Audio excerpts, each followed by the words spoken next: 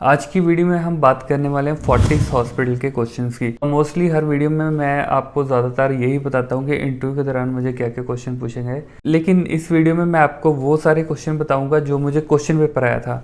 तो ये कुछ क्वेश्चन है जिनको मैं थोड़ा सा आपके साथ मतलब बहुत डीपली एक्सप्लेन नहीं करूँगा, लेकिन मैं आपको जस्ट बता रहा हूँ कि ऐसे टाइप के क्वेश्चन आते हैं। तो आप भी ये सारे क्वेश्चन को प्रिपेयर करके फोर्टिस हॉस्पिटल की इंटरव्यू देने के लिए जाना चाहते हो तो आप जा सकते हो। और ये जो मैं क्वेश्चन आपको बताने वाला हूँ इसी के रिलेटेड आपको बहुत सारे हॉस्पिटल्स में क्वेश्चन पूछे जाते हैं, तो आपको जस्ट एक आइडिया मिल जाता है कि किस टाइप के क्वेश्चन आते हैं। तो पहला जो क्वेश्चन है वो था कि एक पेशेंट है जिसको 102 फीवर है, तो ब्रेन का कौन सा हिस्सा या कौन सा पार्ट जो है अफेक्टेड होगा, है ना। तो अफेक्टेड मतलब कि किस ब्रेन का ऐसा कौन सा पार्ट इस चीज़ में इन्वॉल्व है जिसकी वजह से पेशेंट का टेम्परेचर जो है बढ़ रहा है। तो इसमें उन्होंने 2-3 ऑप्शन दी थी कि मिड ब्रेन, पिट्यूटरी, हाइपोथैलेमस और थैलेमस। तो ये 4 ऑप्शन में से जो राइट आंसर ये थी हाइपोथैलेमस। तो हाइपोथैलेमस आपको पता है कि बॉडी के टेम्परेचर को रेगुलेट करके रखता है, तो बढ़ता है या कम होता है इसी की वजह से जो टेम्परेचर ऊपर नीचे जाता है। जो सेकंड क्वेश्चन था वो था कि एक पेशेंट है जिसको आईसीडी ड्रेन जो है लगी हुई है, तो आप पेशेंट के पास हो लेकिन एकदम से आपने देखा कि पेशेंट ने वो ड्रेन को खींच दिया है, तो ड्रेन जो है बाहर निकल के गिर गई, तो आप क्या करोगे, आपका फर्स्ट एक्शन क्या होगा। तो उन्होंने जो मुझे ऑप्शन थी कि डॉक्टर को कॉल करोगे, गॉज जो है वो अप्लाई करोगे साइड पे, या फिर री इंसर्ट कर दोगे ट्यूब को थोड़ा सा क्लीन करने के बाद, या फिर पहले इंसर्शन साइट को क्लीन करोगे, ट्यूब को भी बीटाडीन के साथ क्लीन करोगे और फिर डालोगे। 4 ऑप्शंस दी थी, तो इसमें से जो फर्स्ट उन्होंने यही मेन पूछा था कि जो आपकी फर्स्ट प्रायोरिटी होगी वो क्या होगी। प्रायोरिटाइज करने के लिए बहुत सारे क्वेश्चन आते हैं इसमें कि आपको एक प्रायोरिटी देखनी होती है, चाहे वो ट्राइएज पे आए चाहे ऐसे प्रायोरिटी वाइज आए, तो आपको जस्ट हमेशा प्रायोरिटी देखनी है कि किस चीज़ में। इसका जो मैंने राइट आंसर टिक करा था कि गॉज जो है वो अप्लाई करेंगे अफेक्टेड साइड पे, मतलब यहाँ से ड्रेन जो है निकली है वहाँ पे। तो इसका जो राइट आंसर है यही है, क्योंकि डॉक्टर को अगर आप इन्फॉर्म करने जाते हो तो वो ओपन वूंड या ओपन एरिया आप नहीं छोड़ के जा सकते हो, क्योंकि वो सीधा लंग्स के साथ कनेक्टेड होता है। दूसरी चीज़ ये है कि अगर जैसे री इंसर्ट करते हो वो भी तरीका सही नहीं है, क्योंकि कितने सेंटीमीटर तक उसको इंसर्ट करना है वो आपको नहीं पता है।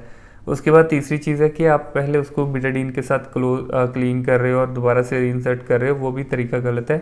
तो री इंसर्ट आपको अपने से नहीं करना है, आपको बस ये ध्यान रखना है कि एयर ना ज़्यादा जाए। तो आपको क्या करना है, तुरंत बस उसको गॉस पीस के साथ अच्छे से कवर कर देना है और दबा के रखना है। या जो तीसरा उन्होंने क्वेश्चन पूछा था कि पल्स रेट अगर 60 से नीचे जाता है, 60 से नीचे जाता है, तो उसको क्या बोलते हैं, ब्रेडिकार्डिया, टैकीकार्डिया, ब्रेडिपीनिया, टैकीपीनिया, ऐसे करके ऑप्शन दिए थे।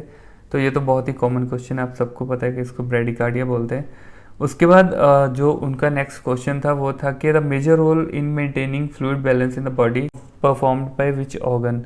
तो किस ऑर्गन के द्वारा जो है फ्लूइड बैलेंस मेंटेन होता है बॉडी। तो इसमें भी हमें 4 ऑप्शन दी थी, लिवर, हार्ट, किडनी और लंग्स। तो इसका भी बहुत इजी राइट आंसर आप सबको पता है किडनी है।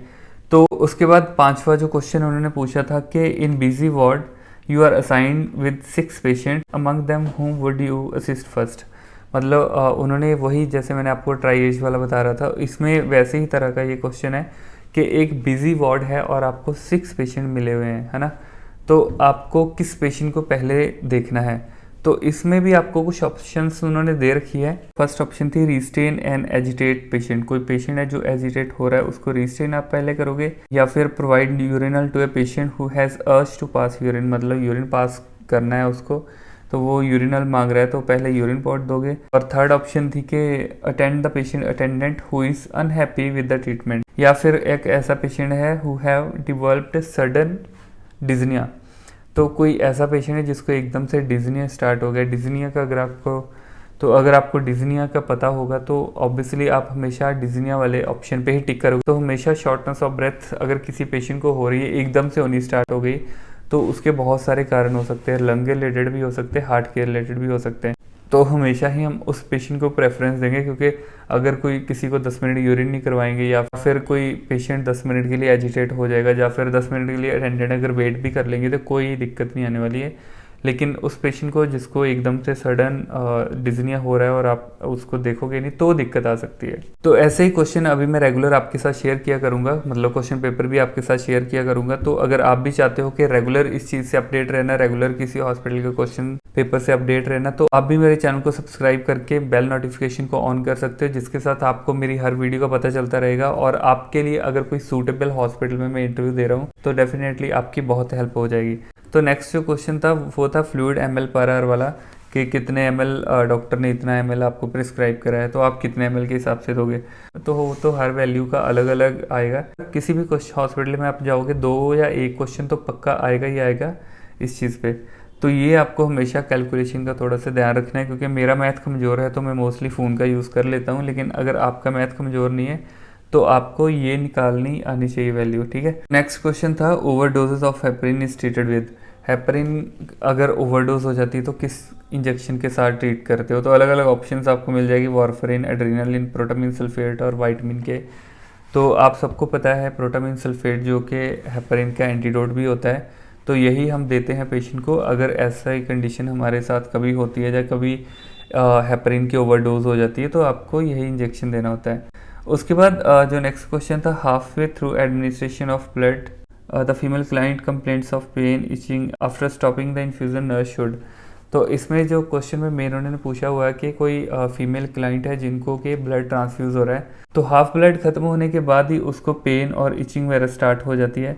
तो उसके बाद जो आप इन्फ्यूज़न है उसको स्टॉप करने के बाद जो आपका नेक्स्ट एक्शन है वो क्या होगा। तो इसमें आपको एक चीज़ ज़रूर ध्यान रखनी है कि प्रायोरिटाइज में जैसे मैंने आपको बोला कि आपको क्वेश्चन अलग अलग आएगा, लेकिन इसमें क्या है जैसे पहले वाले में आपको फर्स्ट ऑप्शन नहीं दे रखी थी, लेकिन यहाँ पे उन्होंने ऑलरेडी क्वेश्चन में ही बोल रखा है कि after stopping the blood what is the next step. इसमें जो उन्होंने ऑप्शन दे रखी है increase the flow of normal saline, मतलब आप नॉर्मल सलाइन स्टार्ट कर दो किसी टाइम उसको, या फिर assess the pain further notify to the blood bank. तो नेक्स्ट जो ऑप्शन है inform to the doctor on duty, और उसके बाद जो फोर्थ ऑप्शन है flush IV line and restart the blood. तो इसमें जो आपका राइट आंसर है वो है कि inform the doctor on duty, क्योंकि आपने फर्स्ट जब स्टार्ट ब्लड को बंद कर देते हो उसके बाद आपको डॉक्टर को बताना होता है कि ऐसे ऐसे सिम्टम आ रहे हैं, तो बाकी फिर आगे वो आपको बताएंगे क्या उनको मेडिसिन देनी है। तो उसके बाद जो नेक्स्ट क्वेश्चन था वो था an open insulin while can be kept how many days.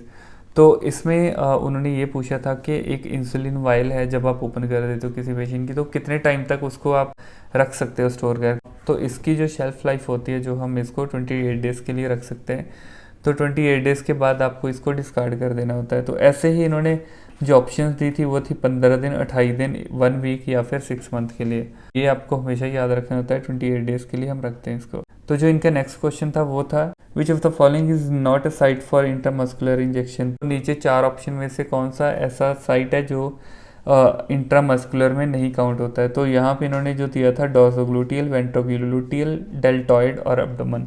तो एब्डोमेन में आपको पता है हम सबक्यूटेनियस हमेशा देते हैं, तो एब्डोमेन इसका जो है राइट आंसर है, क्योंकि एब्डोमेन जो है वो इंट्रामस्कुलर में काउंट नहीं होता है।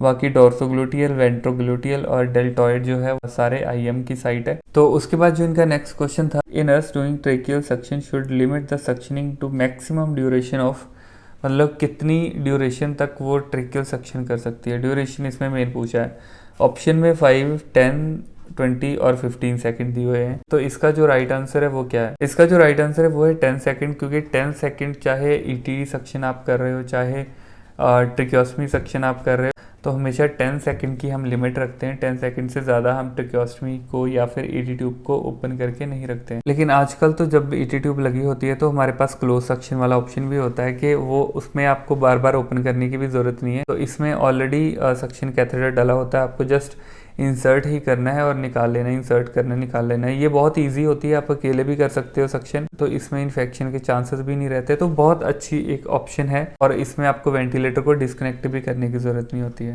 तो दोस्तों अगर यहाँ तक आपने वीडियो देख ली है तो वीडियो को लाइक और चैनल को सब्सक्राइब जरूर कर देना, क्योंकि इस चैनल पे बहुत सारी वीडियोस ऐसी आती रहेगी।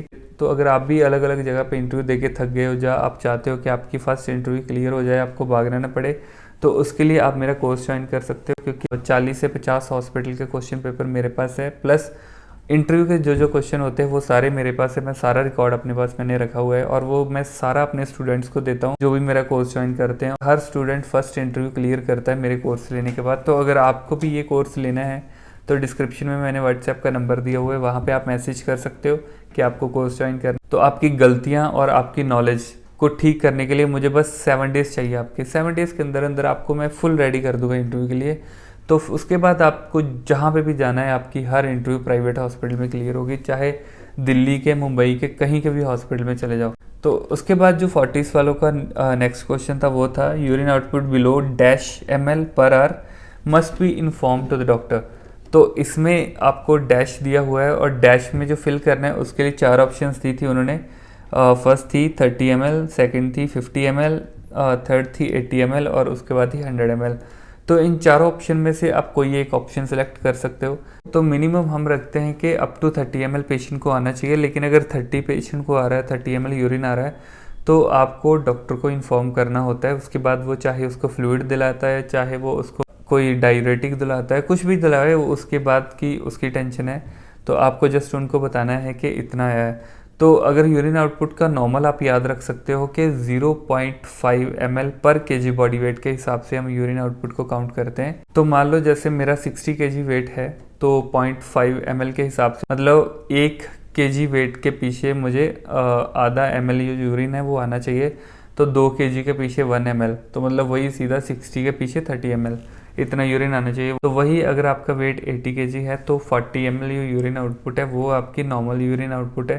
बाकी जो क्वेश्चन है इसका जो मेन राइट आंसर था वो 30 ml था।